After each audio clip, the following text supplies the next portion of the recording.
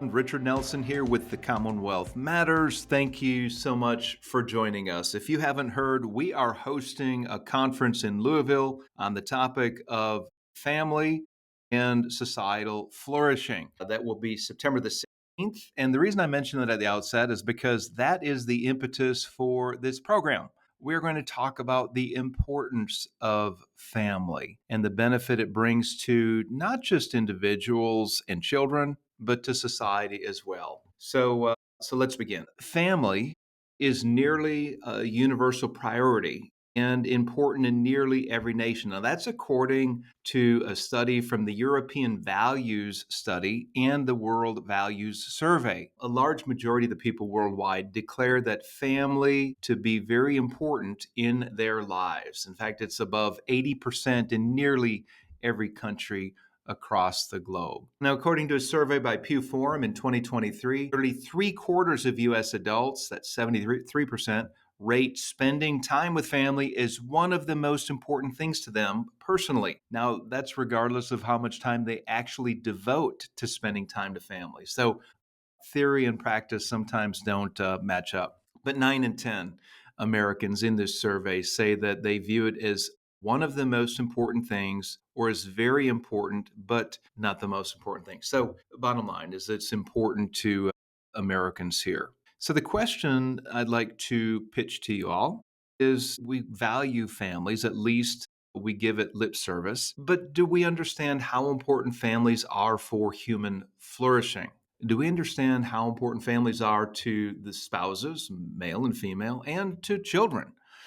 Now, there was a really important article published a couple years ago by the Institute for Family Studies, and I'll put this out there. I'm leaning a lot on their research. The Institute for Family Studies is a top-notch research organization. In fact, we've had one of their guys, Lyman Stone, come and brief legislators in our office in Frankfurt. Good, credible, capable researchers, top-notch studies that they do. But they published an article last year that was entitled The Family to Prison or College Pipeline, Married Fathers and Young Men's Transition to Adulthood. And this is Brad Wilcox, is probably the most notable researcher at the Institute for Family Studies, and three of his colleagues participated in this. And I'm going to quote at length, but this is what they found. So, a growing minority of young men are floundering. Failure to launch is a description that's all too common. Public intellectuals like Reeves, Scott Galloway, and Jonathan Haidt have blamed the falling fortunes of young men on shifts in our economy, schools that don't do a good job of serving our boys, or technology that distracts adolescent males from real life. But they have largely overlooked an even more fundamental factor in a boy's life, whether or not he grew up in an intact married home with his father. I'm going to spare you some of the details and getting into the weeds of their study, but the bottom line here is that they make the case that it's the intellectual class, a very influential intellectual class, that has overlooked the importance of a young boy's family. They end with saying that the most striking finding is that young men from non-intact families are more likely to land in prison or jail than they are to graduate from college, whereas young men raised by their married fathers are significantly more likely to graduate from college than spend time in prison or jail. So, another question. Why did respected intellectuals overlook family dynamics in their study? Now, perhaps it was simply a blind spot. I want to be charitable and give them the benefit of the doubt. Maybe they just didn't look at that or consider it. But I think there may be something else that's going on. And I contend that one reason is that postmodernism emphasizes the individual over the family. And postmodernism would say that it's desires of individuals and their ability to self actualize that takes precedence over marriage. Marriage is something that is sacrificial, it is self giving. You're not going to necessarily self actualize if you are getting up in the middle of the night to do feedings and changing dirty diapers. So, another reason is that man woman marriage is considered a relic of the past. It's a Judeo Christian relic in particular. No longer do you need marriage to procreate. You just need biological donors and a willing technician in a lab. So those are two reasons I believe that family is not considered important as it once was. And I'm not going to dig too deeply into that, but those are my contentions there. So let's move over to this area. Let's look at what the research says about where children do best as far as the ideal family arrangement in order to grow up to be healthy and well adjusted individuals. By the way, if you haven't been able to tell, I'm already quoted research and I'm going to be digging into more research, but I will try to make it relevant and interesting here. So here's the next study I'm going to reference. It's a 2022 report from AEI, that's the American Enterprise Institute, and the Brookings Institute. They had a working group on childhood in the United States. Now, this is interesting because AEI is conservative, Brookings is left leaning, but they both came together to study childhood in the United States. And I'm going to quote here, it's a little bit lengthy, but stick with me. They found that our working group agrees that the research evidence indicates that on average, children who have two parents who are committed to one another uh, have a stable home life, more economic resources, and the advantage of being intended or welcomed by their parents are more likely to flourish. In general, we believe that evidence suggests that marriage is the best path to the favorable outcomes highlighted above. They go on to say that marriage is, of course, not the only path that allows children to succeed. Many children raised by single parents and cohabiting parents thrive in life. Even so, in the United States, marriage continues to be the institution most likely to combine the four benefits outlined above for the sake of children. They say that marriage matters to children. To that I say amen. They say that having married parents typically means that children live in families with more resources, including more time with their parents, and with greater stability. While these factors in themselves point to a range of improved outcomes for children, the benefits of growing up in a family with married parents is more than a sum of these parts. Yet a long, steady decline in marriage rates over the past 5 decades means that more children are growing up in single parent families. Today, about 1 in 4 children ages 0 to 12 does not have married parents. I want you to stop and think about that for a moment. 40 years ago, back in the 1970s, that number was much smaller. I believe it's about doubled what it is. 1 out of 4 children today, 25%, do not have married parents. Many of those children, by the way, will never know their biological father. The study and the researchers here in this project, they say that compared to cohabitation, and this is an important thing to think about for a moment, compared to cohabitation, for instance, marriage in the US is markedly more likely to bundle commitment, nonviolence, and stability. So, what they're saying is that when you have a married mother and father committed to raising those children, the children are less likely to grow up in a safer, more secure environment. There's less likely to be violence. It's a more stable environment as opposed to cohabitation, which cohabiting relationships do not last as long as married couples in their relationship.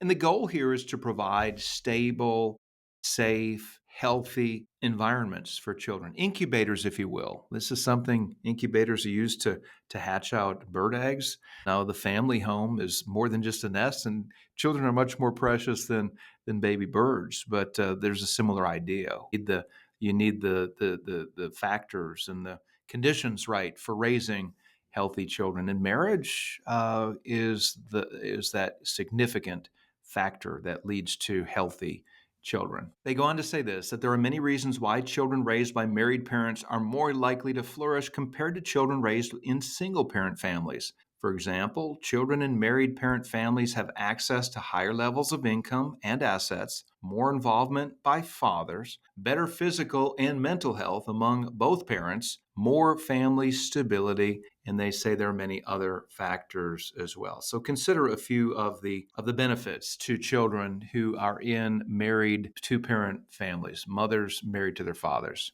They found that children are more likely to excel in school. If you have a safe home life, if you have supportive parents, your parents are going to, by the way, two are better than one. If you have two parents raising the kids, you got two individuals checking on their homework, making sure that the homework is done, making sure that the kids get to bed on time.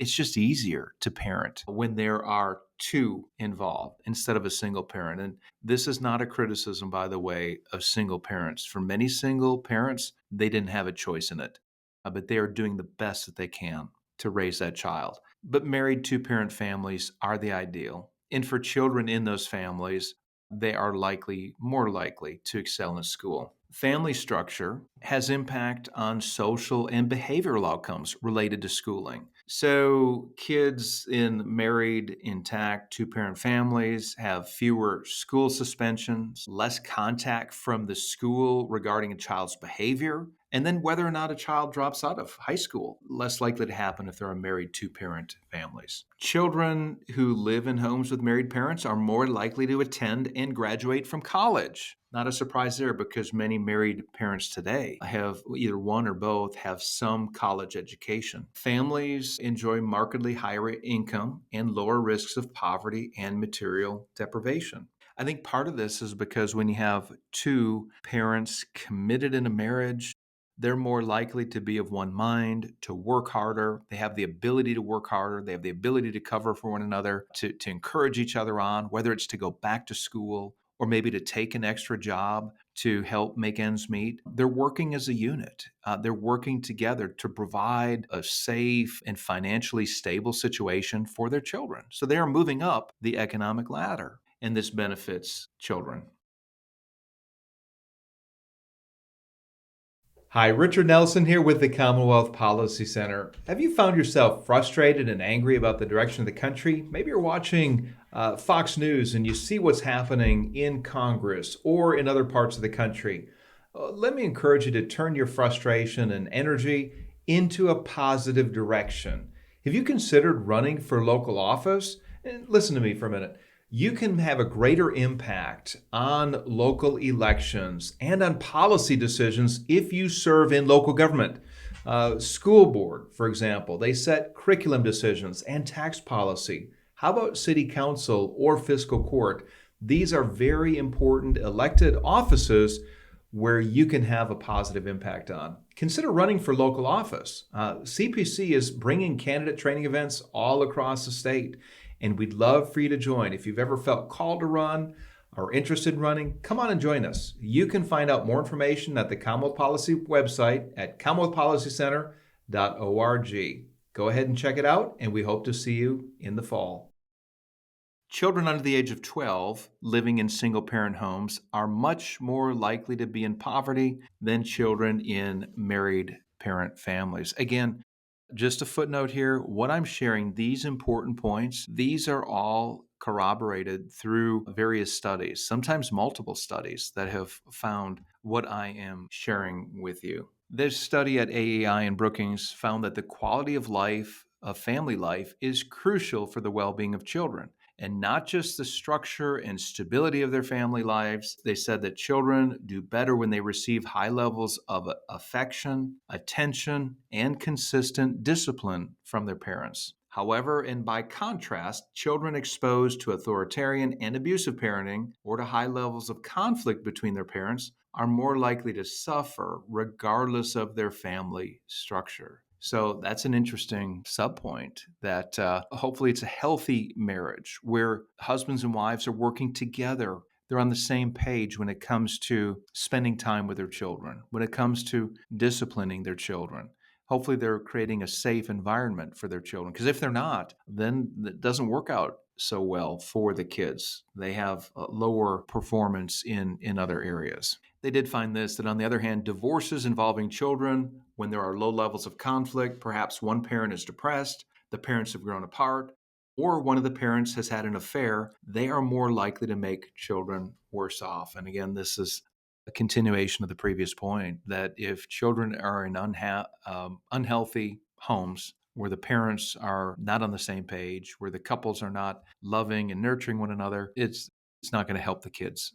So there's some good news and bad news. And they found that after decades of decline, the share of children today being raised by married parents has stabilized and recently increased slightly. So perhaps we've seen the bottom of the decline in marriage rates. So that's the good news. The bad news is that a large share of children do not have married parents, especially those from lower income backgrounds and Black and Hispanic children.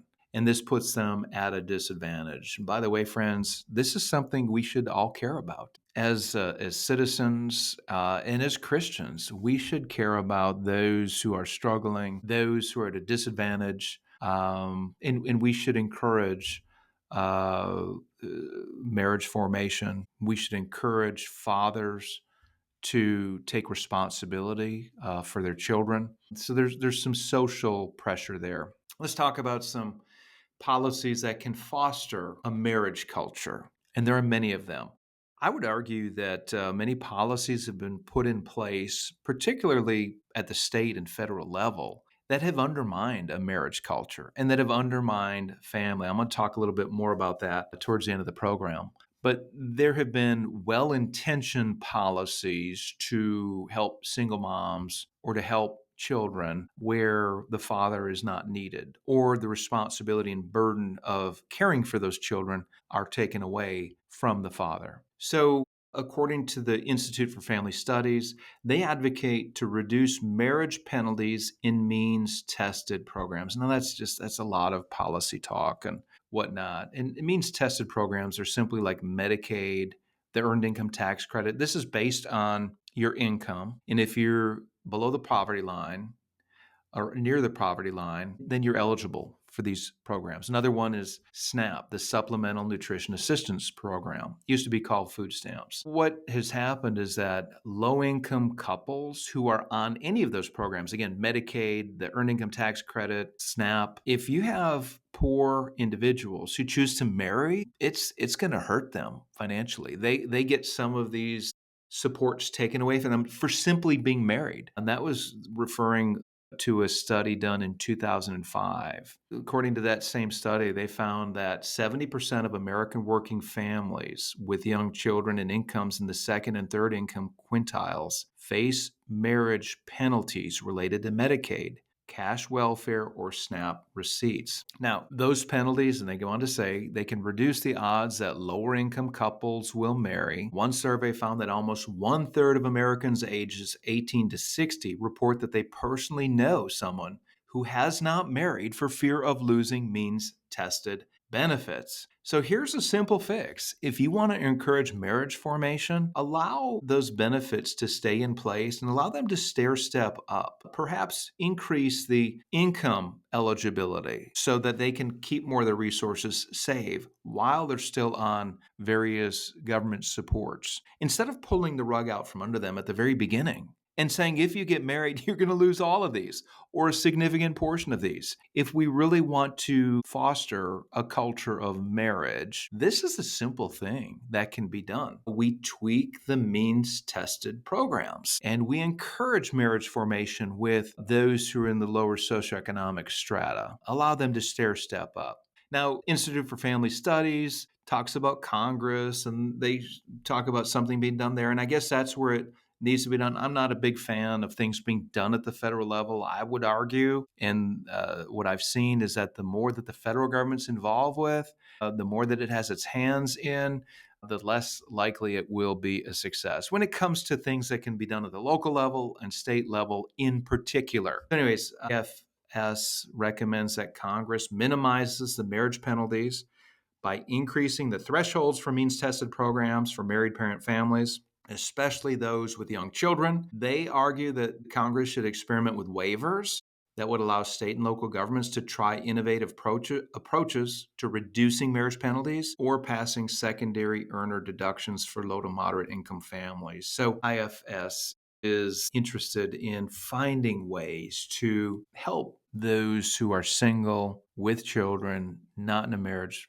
finding ways to encourage them to form a marriage and to remove the penalties and obstacles that would prevent them from getting marriage. There's an interesting thing here, though, something I came across in this lengthy study. And hey, if you're still with me, by the way, thank you, because we're in the weeds with some topics and considerations that most of us don't spend much time on, but this is important. One of the subnotes that the Institute for Family Studies points to is that simply having a better job and greater income are not a silver bullet for marriage formation. And they point to a study about those who were involved with fracking. It did not necessarily boost the share of children being raised by married parent families. So perhaps it's certain kinds of jobs, in which is a very good paying job, and that's typically a male dominated field. But in that particular case, it was not leading to marriage formation for men in the fracking fields. At the same time, decent, stable, good paying jobs, or decent paying jobs, I should say, stable jobs, are a key ingredient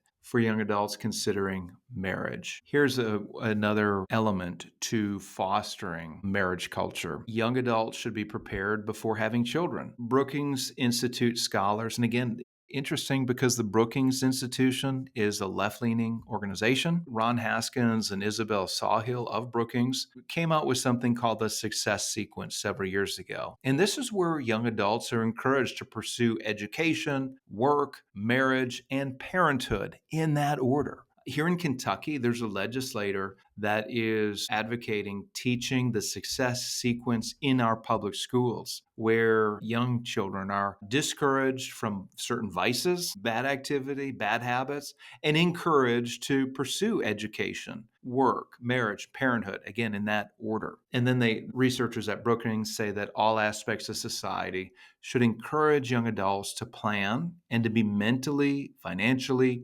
and relationally prepared for parenthood before starting a family. So there you go. Again, if you're still with me, thank you for hanging in there. As I mentioned at the beginning of the hour, one reason I'm doing this program is for my own selfish benefit, because we're bringing a conference to Louisville. It's called the Family and Societal Flourishing, and we're bringing in some top-level national speakers to speak on this topic. And I thought I should really dig in personally and acquaint myself with more of what's at stake. Important thing is that families in this country, not only is marriage not forming, but the replacement levels, we're at about zero population growth for US born citizens. And that is a big cause of concern, because if we're not replacing ourselves, that will leave future older generations in a difficult position if they don't have services and healthcare and others stepping in to fill those roles. I'm going to end with we've got just a couple minutes here, but I want to propose this, that at the heart of every political debate, there are three questions. These three questions are this: are people flourishing? Are they safe? And do they have jobs where they're able to provide for themselves and their loved ones? At the same time, not at the heart of every political debate is the question of the role of families in a flourishing society. I believe that too often the family is taken for granted by our political leaders, and the sociological implications of families are often overlooked. As I mentioned in the beginning of the program, I believe it's because postmodernism has demoted marriage and family formation from its primacy. Now, look, there are certainly politics behind every single issue that impacts families. However, marriage and family are pre-political institutions. Hence, the goods that both marriage and family bring to individuals and society should not be partisan, but they should instead be supported by the major political parties. The question is how to do it. On one hand, you have the political left that has proposed more government programs, more government spending, more government supports. You can go back to the New Deal under FDR.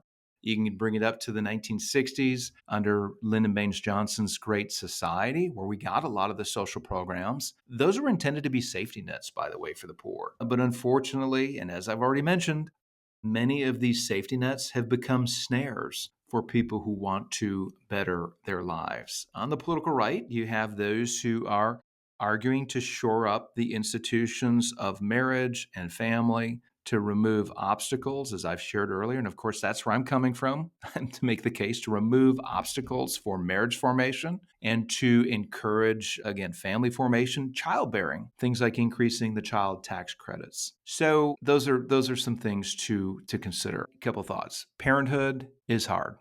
Marriage is hard. When you put two individuals together in a marriage, you're not going to always agree. Sometimes there's friction. It can be difficult, but it can also be good to have a helpmate, to have somebody in your corner, to have somebody who's your advocate.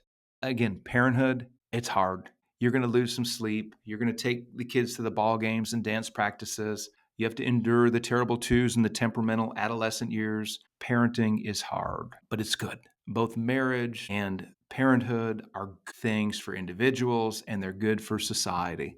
And I hope that in today's program, we have begun the conversation, at least helped you to think through on the importance of marriage and family to our society. Perhaps there are legislators listening, and I'd be happy to talk with any of you further about this program. So we are out of time. Want to thank you all for tuning in to this edition of the Commonwealth Matters. May God bless you.